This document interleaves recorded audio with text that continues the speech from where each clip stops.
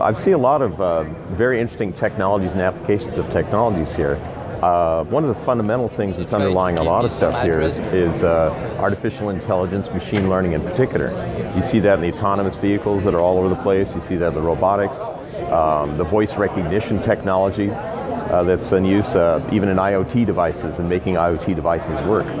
So, but I'm seeing wearables going from watches. I saw some rings. Even saw built-in clothing, and I saw somebody with technology built into shoes. Actually, a couple companies with that. One of it was for industrial applications. The shoes could actually track what people are doing, or if they fell down, you know what their situation was, so that you could come and help them if they needed it. I saw a lot of technology is going to involved in creating advanced driving assistance systems, or even autonomous cars. One thing in particular I saw a lot of was what's called LiDAR, which is a light technology using lasers that's used to find the range and distance of things. And it's one of the important technologies in that. There's people with a lot of LiDAR equipment, some which are, one outfit was saying that they think in volume that if a car manufacturer used their technology, they could make it for less than $100, which is a real big breakthrough right now, because this stuff is thousands of dollars on the market.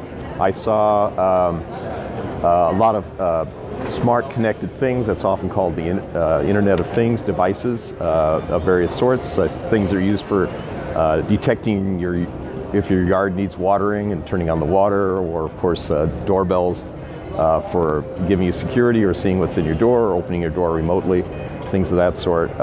You also, if one looks around, you can even find big appliances like refrigerators and stoves and things like that that can be connected to the internet. Likewise, there's thermostats and things like that as well. So more things to create connected environments within the home. And again, that whole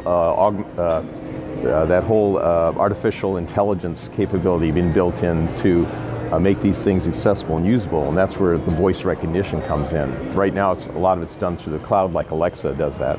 But ultimately, with the processing power increasing, you're going to be able to see that built into devices in the home itself, where they can recognize and anticipate your needs, and do that real time, whether or not they're connected to the outside world. I saw, of course, displays, technologies. There's 4K, there's 8K, even there's 8K displays there. There's even 8K cameras that are out there now for consumer applications.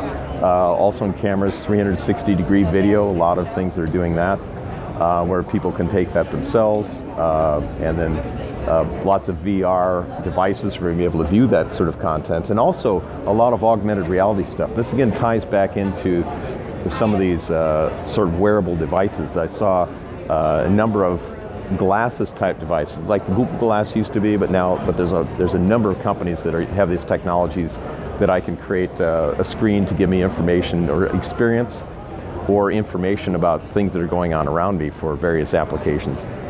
So we've got that. Also on the wearable side, there's rings. In addition to phones out there, people building rings that can interface, they can measure heart rate and measure some body functions, but also be used to tell you if you've got a phone call, things like that. There's even fabrics and clothing that are being built with flexible electronics that are available here. A lot of this, again, is for medical applications. I saw robots that are being used for to help seniors to stay independent, to help take care of them or to remind them of things they do. And again, some of these are using machine learning, artificial intelligence to keep track of their calendars and anticipate their needs. Oops, I'm sorry. And I also saw a bunch of robots being used for educational purposes, where kids can learn how to code and how to build an interface with technology using these robotic kits.